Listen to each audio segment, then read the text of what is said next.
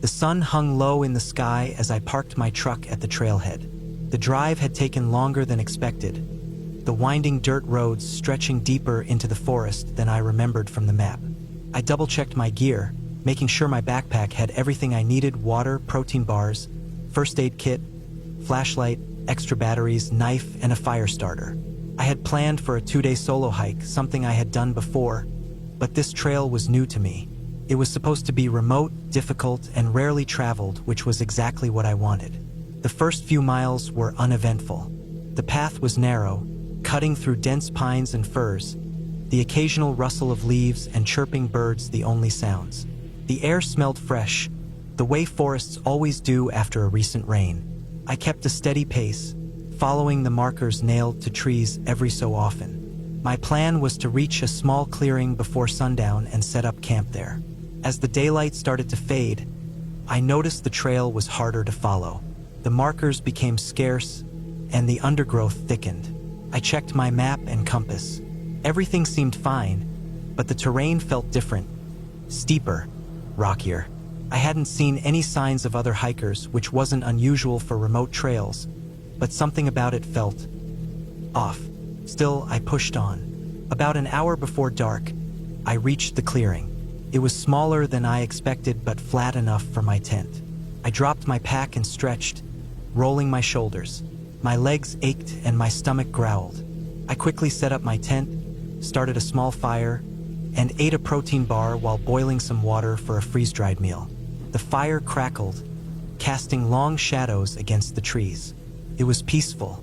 Then I heard it, a sound in the distance, faint but distinct. It wasn't an animal. It was rhythmic, deliberate, like footsteps on dried leaves. I held my breath, listening. The wind picked up, rustling the trees, making it harder to tell where the sound had come from. I told myself it was probably just a deer or some small animal, but the uneasy feeling didn't go away. I finished my food, doused the fire to embers, and crawled into my tent. I left my knife close by just in case. The night was silent except for the occasional creak of branches swaying in the wind. I drifted off, but my sleep was light, every little noise snapping me awake. Sometime in the night, I woke up suddenly, heart pounding. Something had moved outside my tent. Not just moved, stopped. Right outside. I stayed completely still, barely breathing. The sound was so close I could hear it over the soft wind. A crunch like a foot pressing into dirt. I waited, my mind racing. Then, after what felt like forever, it moved again, slowly, then faster, fading into the distance. I didn't sleep after that. By dawn, I was packed and ready to move. I wasn't scared, just cautious. Maybe I had imagined it, maybe not, but I wasn't gonna sit around wondering. I checked my compass and map again. The trail was supposed to continue northwest, but I couldn't find any clear path leading that way. I backtracked a little, searching for a marker, but nothing looked familiar. That's when I saw them. Footprints. Human footprints. They were faint but definitely there, pressed into the damp earth. And they weren't mine. They came from the woods, not the trail. They circled my campsite. My stomach twisted. Someone had been watching me. I moved quickly, trying to retrace my steps back to where the markers were clearer. But the more I walked, the more unfamiliar everything looked. The trees all started to blend together, the dense brush swallowing any sign of the trail. My pace quickened. I checked my map again, but my hands were shaking. I should have been close to a stream that ran parallel to the trail, but I couldn't hear water anywhere. An hour passed, then another. The sun climbed higher, baking the back of my neck. I was lost, completely lost. I forced myself to stop and think. Panicking wouldn't help. I pulled out my compass again, deciding to head east. If I didn't find the trail, I would at least hit the road eventually. I kept moving, scanning the ground for any sign of a path. Then I saw something ahead, something unnatural, a structure.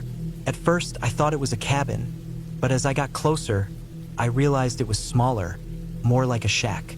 The wood was aged, weather-beaten, some planks missing. No windows. The door was slightly ajar. My first instinct was to stay far away, but curiosity and desperation pushed me forward. I stepped closer. The air felt heavier here, thick with the smell of damp wood and something else, something metallic. I peered inside. The interior was dark, but I could make out a pile of objects on the floor. Blankets, cans, some tools. Someone had been here recently, and then I noticed the carvings on the wall. Names, dozens of them. Some scratched deep, others faded. The sight of them sent a chill through me. My brain screamed to leave, but my feet were frozen. I turned back to the door, and that's when I saw it, fresh footprints in the dirt. Not mine. Someone was out here, watching. I ran. I ran harder than I ever had in my life, my pack slamming against my back. The trees blurred past, branches whipping at my arms.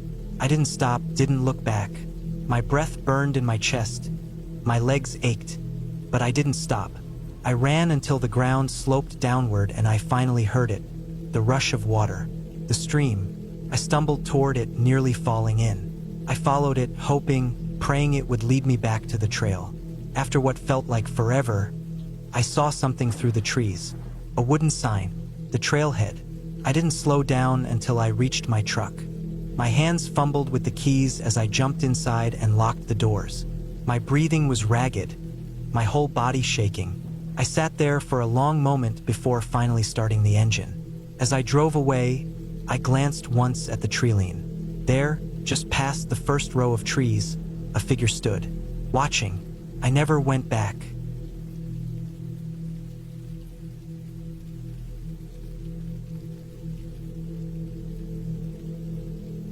I always thought I knew the woods well enough.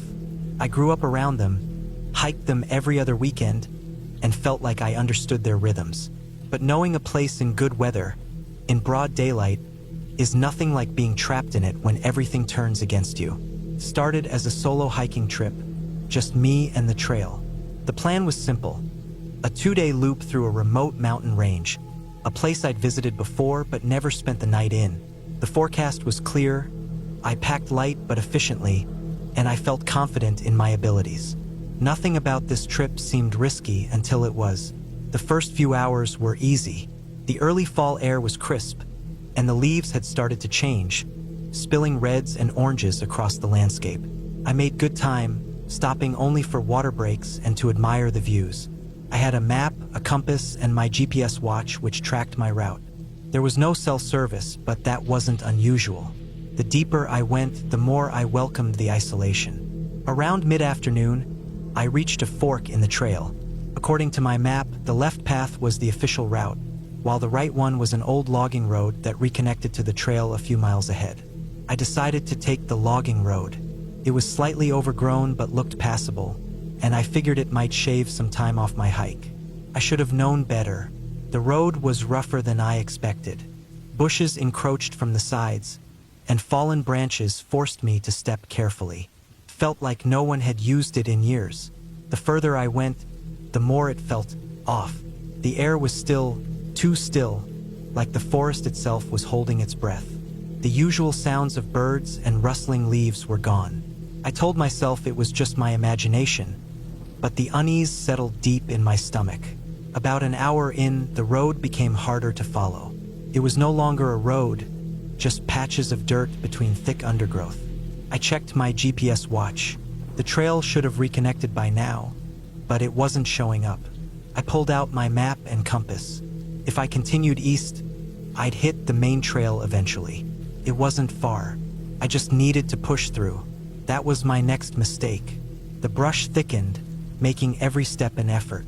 Vines snagged my ankles, branches scratched my arms. I pushed forward, forcing myself through, but the forest seemed to close in around me. Then, I stepped onto what I thought was solid ground, and sank. The earth gave way beneath me, swallowing my leg up to the knee in thick, sucking mud. Panic surged. I yanked my leg up, but the mud resisted, pulling me deeper.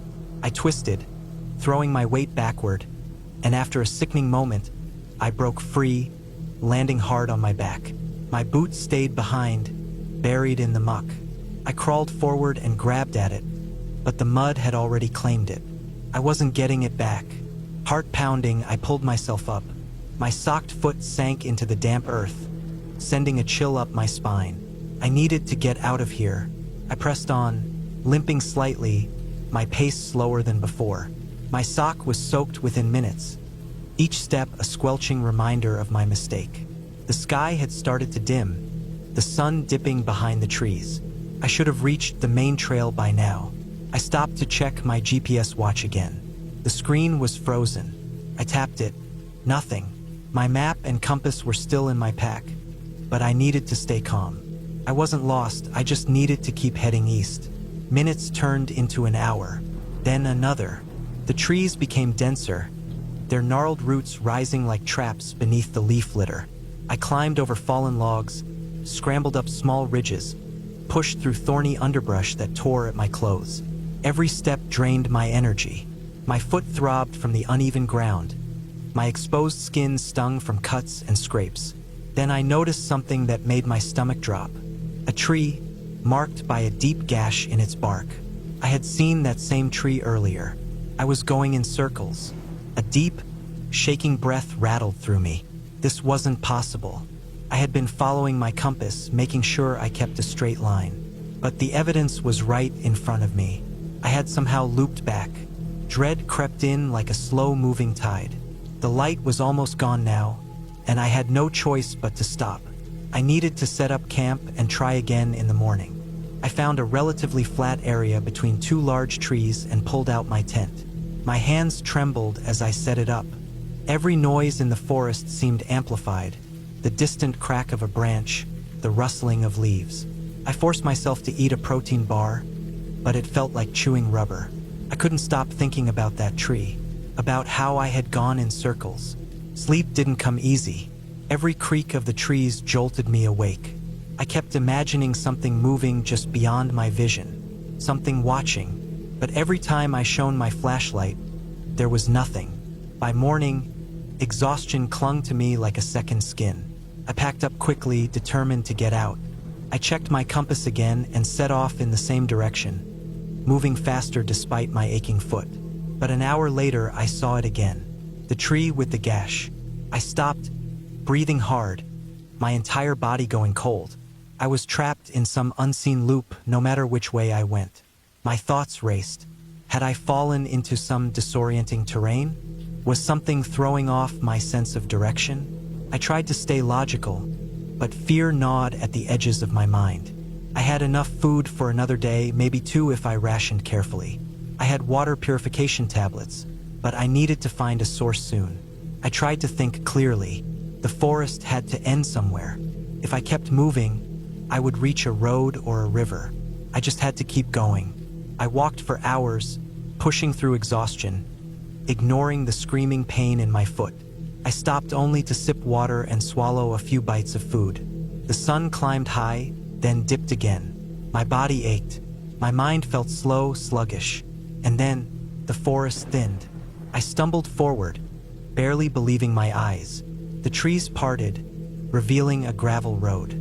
My knees nearly buckled with relief. I followed it, half limping, half running, until I heard the distant hum of an engine. A truck came into view and I waved frantically. The driver, an older man in a worn flannel, stopped and rolled down his window, his face twisted in confusion. "Where the hell did you come from?" he asked. "There's nothing back there for miles." I didn't answer. I just climbed into the truck, the warmth of the cab wrapping around me like a lifeline. As we drove, I looked back at the treeline. The forest stood still, silent, as if it had never meant to let me go.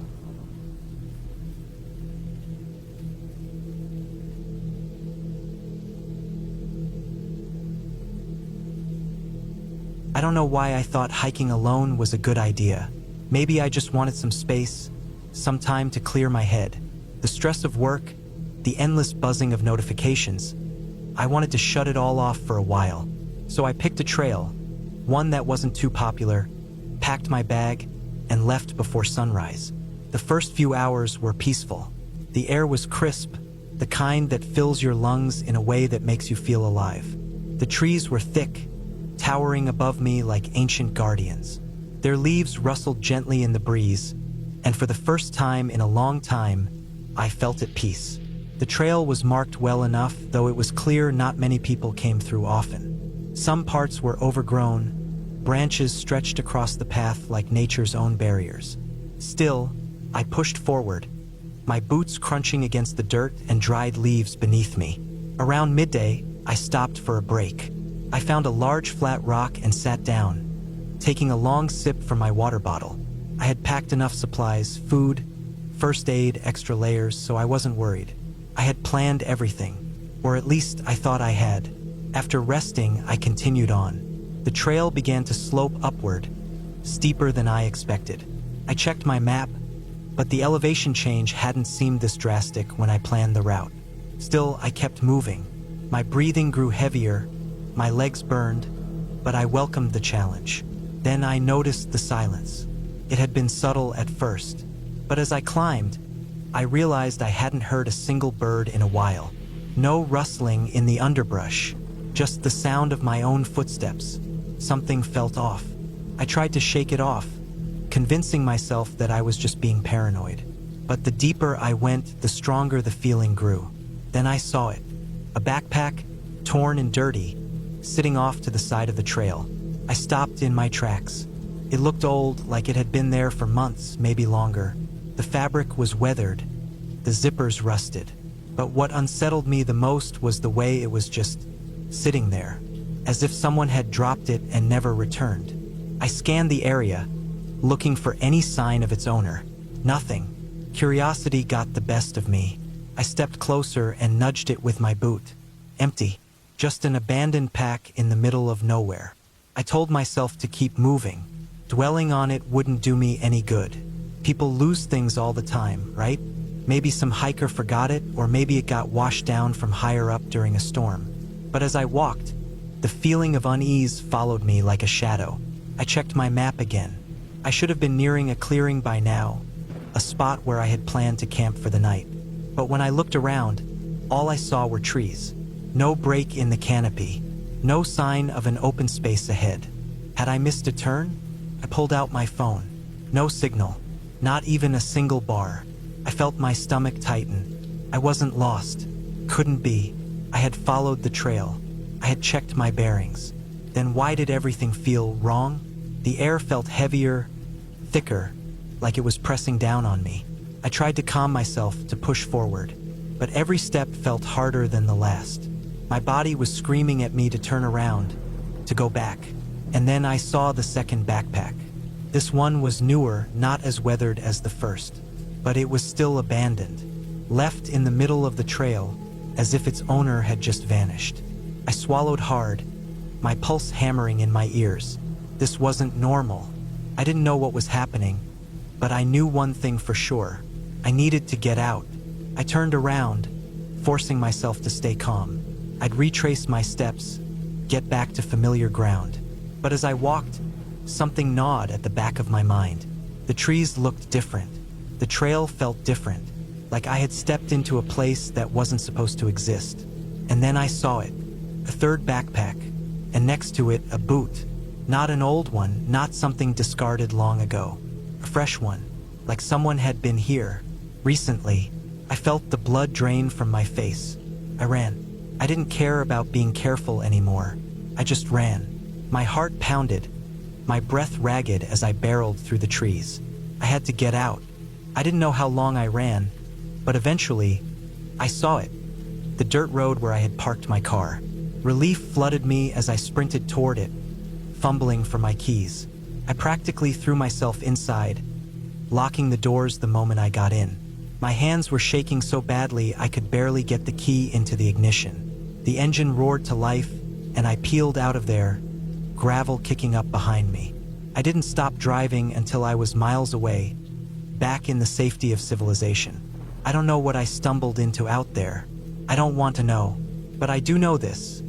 I'm never hiking alone again.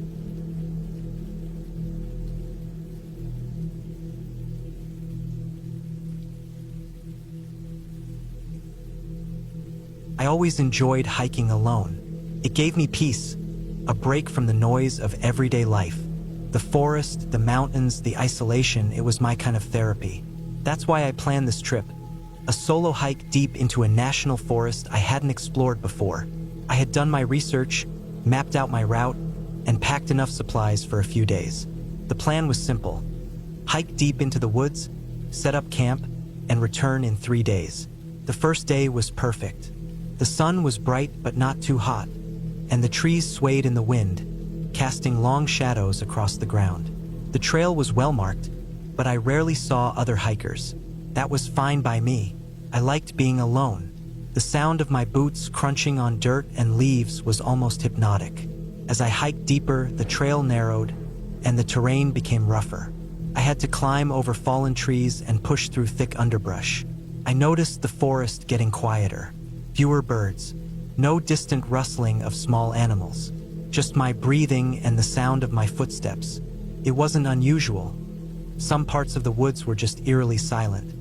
But it put me a little on edge. By late afternoon, I found a good spot to camp near a small stream. I set up my tent, built a fire, and cooked some food. The warmth of the fire and the taste of a simple meal made me feel at home. I sat there for a while, listening to the crackling flames and the occasional whisper of wind through the trees. Then I heard something, a branch snapping in the distance. I froze, listening carefully. It wasn't just a random twig falling from a tree. Something or someone had stepped on it. I turned off my headlamp and sat still, staring into the darkness. My heart pounded. I waited, but there was nothing. Just silence. Maybe it was an animal. A deer, a raccoon. I told myself that and forced myself to relax. But I couldn't shake the feeling that something was off. That night, I barely slept. Every small noise outside made me jolt awake. I gripped my knife under my sleeping bag, just in case. When the sun finally rose, I packed up quickly, eager to put some distance between myself and whatever had been out there. Day 2 was harder. The trail was steep, and my legs burned with every step. The deeper I went, the denser the forest became. At times, the trees grew so close together that they blocked out the sunlight. I had to rely on my map and compass since my GPS was useless under the thick canopy. Around midday, I came across something strange. A backpack. It was half buried under some leaves, dirty and torn. I looked around, but there was no sign of anyone. No footprints, no gear, nothing. I hesitated before unzipping it. Inside, I found clothes, a water bottle, and a journal. The pages were damp and smeared, but I could make out some of the writing. It was just entries about hiking, like a diary. The last entry, however, sent a chill through me. Something is following me. I hear it at night. I thought I was imagining things, but last night, I saw it. It's watching me. I closed the journal and dropped it back into the backpack. My hands were shaking. Someone had been here before me, and something had happened to them. I looked around the forest, suddenly feeling exposed. Was I being watched too? I wanted to turn back, but I was too deep in. It would take just as long to go back as it would to finish my route. I decided to push forward and reach the main trail on the other side of the forest. By evening, I found another place to set up camp. I built a fire, but it didn't feel comforting this time. The trees seemed to press in closer. I kept thinking about the journal. Who left it? Where were they now? That night was worse than the first. The noises started again. Branches breaking, leaves crunching. But this time it was closer. I sat up in my tent, gripping my knife. My fire had died down to embers, barely giving any light. I listened, holding my breath. The sounds circled my campsite. Slow, deliberate. Then they stopped. I sat there for what felt like hours, afraid to move. My muscles ached from the tension. Eventually, exhaustion took over, and I drifted into an uneasy sleep. I woke up just before dawn, feeling stiff and groggy. My fire was completely out, and the air was freezing. I stepped out of my tent and looked around. That's when I saw them. Footprints, not mine. They were fresh, leading from the tree line to my campsite. They stopped just a few feet from my tent. Someone had been watching me while I slept. I packed up in record time and started hiking. I didn't eat, didn't rest. I just moved as fast as I could. My legs burned, my back ached, but I didn't stop. I just needed to get out. I didn't hear anything the rest of the way, but the feeling never left. The sense that I wasn't alone, that something was out there, just beyond my sight, watching. By the time I reached my car, I was shaking. I locked the doors, started the engine, and sped away. I never reported the backpack. I should have, but I didn't. I just wanted to forget, but I never could. Because now, every time I go hiking, even on well-traveled trails, I get that same feeling. That I'm not alone. That something is watching and waiting.